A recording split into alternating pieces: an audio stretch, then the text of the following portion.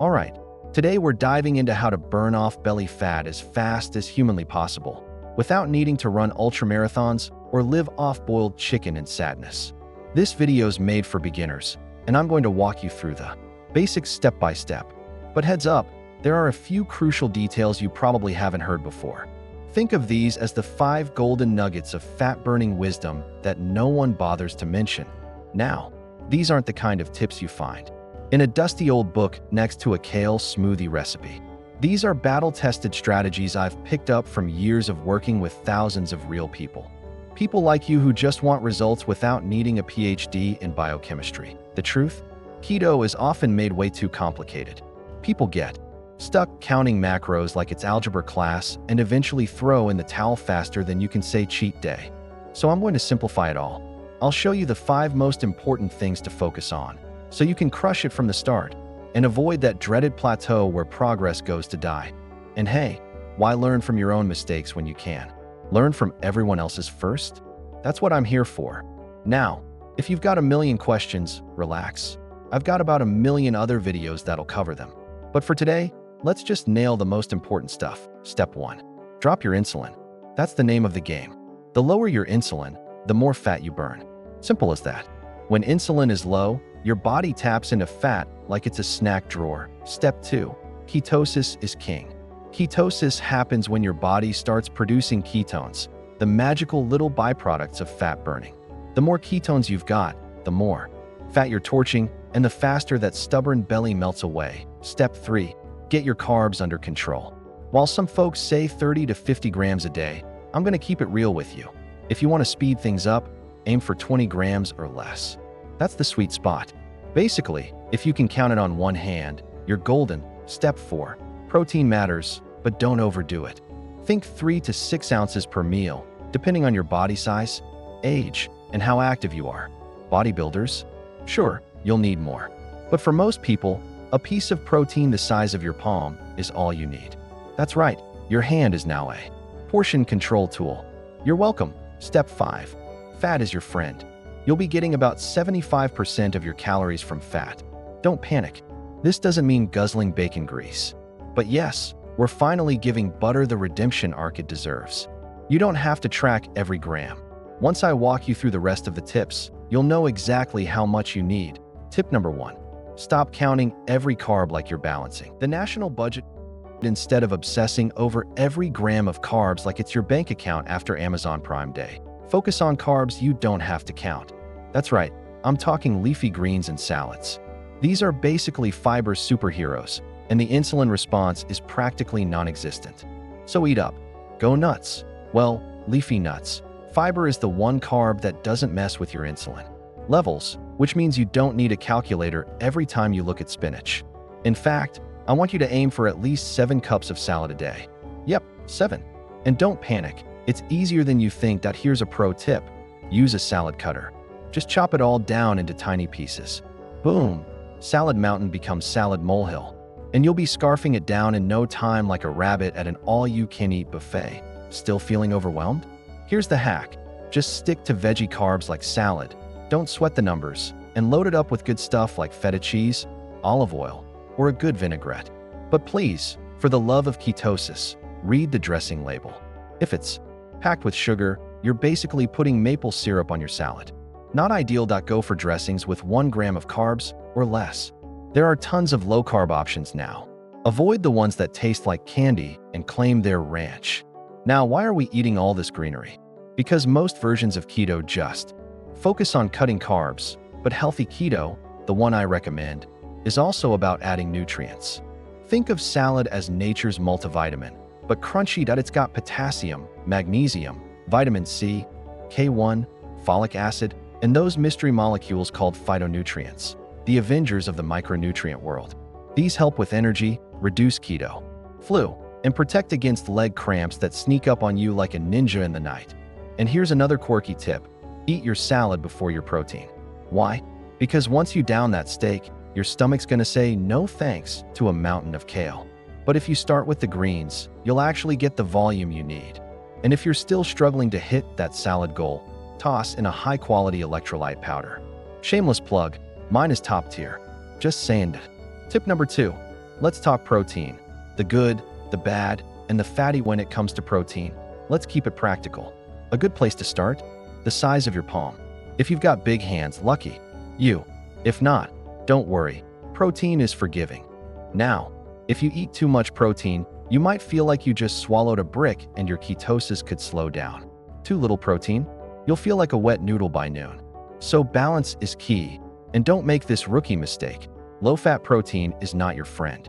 You want that protein with fat. Why? Because fat helps blunt the insulin response, and it tastes better. Win-win. Instead of skinless chicken breast that tastes like regret, go for the parts with skin and fat. Want beef? Get the fattier hamburger, not the one labeled lean, like it's a badge of honor. Fish? Skip the tilapia and grab salmon or sardines. Basically, fat is not the villain. It's your wingman. Avoid whey protein unless you want a surprise insulin spike. It's low in fat, high in insulin impact, and honestly, it just doesn't taste like real food. Bottom line, eat the fat that naturally comes with your protein. Pork? Great. Steak? Yes, eat the fat. This isn't the time to trim it like you're prepping for a magazine shoot. Tip number 3. Fat is your friend, but don't throw a party for it. All right, let's talk fat. No, not the emotional kind, the edible kind. If you're new to keto, you're probably wondering if you should start guzzling olive oil like it's Gatorade. And the answer is sort of, but let's not get wild with the MCT shots just yet. When starting keto, it's important to increase fat at each meal. We're talking pecans, macadamia nuts, avocados, olives, olive oil, MCT oil, basically everything that would get you kicked out of a low-fat 90s diet club. Now you might be wondering, if I eat all this fat, won't it slow my weight loss?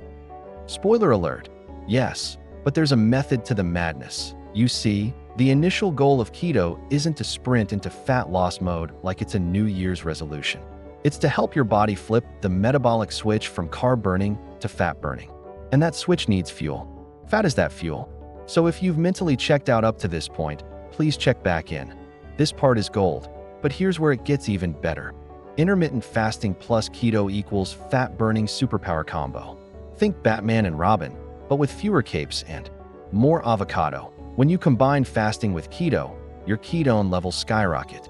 Without fasting, you might hit a ketone level of 1 or 2 meh. With fasting, you can climb to 5 or 6. Boom, fat burn city. It's like upgrading from a tricycle to a turbocharged fat-burning Tesla. Here's the trick. Add enough healthy fat to your meals so you can go longer without eating. This helps you naturally fall into intermittent fasting without hating your life. The goal?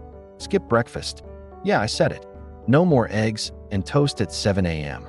Your first meal should be around noon, your second around 6 p.m. Eventually, you'll smoosh those 2 meals together like a low-carb sandwich until, voila, you're doing OMAD, 1 meal a day. You'll be full, energized, and wondering why you ever feared hunger. When you're not hungry, don't eat. I know, radical concept.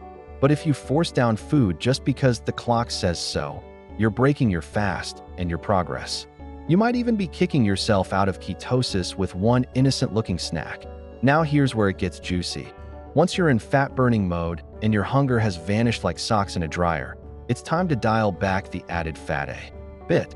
Not to 0, we're not monsters, but just enough so your body starts burning its own fat, not just the stuff from your plate.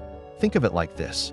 If your body sees dietary fat, it's like, sweet, I'll burn that. But we want your body to say, whoa, I guess I better dig into the belly reserves. That's the sweet spot. So don't dump oil on everything like it's pancake syrup. Let your protein bring the fat. Chicken thighs. Yes. Skin on. Double. Yes. Ribeye? You betcha. Just don't go adding 3 tablespoons of coconut oil to a steak and call it balanced. Tip number 4.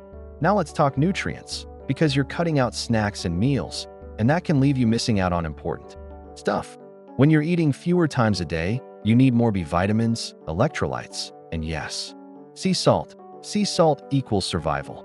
Without it, you might feel like you've been hit by a keto bus. Weak, dizzy, cranky. Add it to your meals, your water, whatever. Just don't forget it that if you're eating large salads, you'll get bonus potassium and magnesium, which means you can chill a bit on the electrolyte powder. But hey, if you want to shake up some pink drink magic, I'm not stopping you. Tip number 5. Make it a lifestyle, not a sad, temporary torture plan, alright?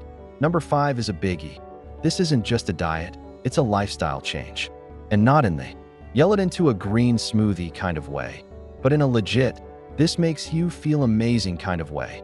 When you do this right, your brain gets sharper, your energy soars, your mood improves, and yes, your belly shrinks. And when that starts happening, you're not just healthier, you're straight up happier. You'll be walking around like, I don't know what it is, but I feel like a fat-burning genius. But let's be real for a second, a lot of people miss their treats. They mourn the dessert table like it was a dead pet. So here's my gift to your taste buds, low-carb chocolate. Yep, it's a thing. I like Lily's chocolate, no sponsorship, just love. I don't eat the whole bar like a gremlin, but I'll happily enjoy a square or two after a meal. It's basically self-care with cocoa. And if you really want to feel like a keto wizard in the kitchen, try making some keto desserts a few times a week. Not every meal. We're not trying to start a bakery, but something to look forward to. I'll drop some links below to recipes that'll make you go, wait, this is legal? Now let's zoom out. If you follow these 5 simple tips, you're going to start seeing real results. Belly shrinking, energy rising, pants fitting, life upgrading. But don't panic if you still have questions. I have more videos than cats have lives, and they're ready for you. Just type in your question like you're asking Google about a rash, and boom, there's a video for it. Here's my advice. Don't overthink this. You don't need a PhD in ketology to get started. Just begin right now. If you get stuck, search your question. Odds are I've already made a video yelling the answer into a camera. Now, 2 final things to tattoo into your keto brain. 1. If it's working, don't change anything. Seriously, if you're losing weight, feeling great, and waking up before your alarm like a caffeinated superhero, please don't go messing with stuff. Stick with it. Don't be the person who fixes what isn't broken. Point 2. If it's not working, then change something. If your weight hasn't budged in weeks and your belt still hates you, that's when you tweak things. I've got a bunch of videos on plateaus. I'll drop links below so you can keep those handy for when progress takes a nap. Final point. The grand finale. Backhand index pointing right, you don't lose weight to get healthy. You get healthy to lose weight. That's the secret sauce. Focus on healing your body, and the fat loss is a natural side effect. Send me your success story so I can celebrate with you like it's Keto Christmas.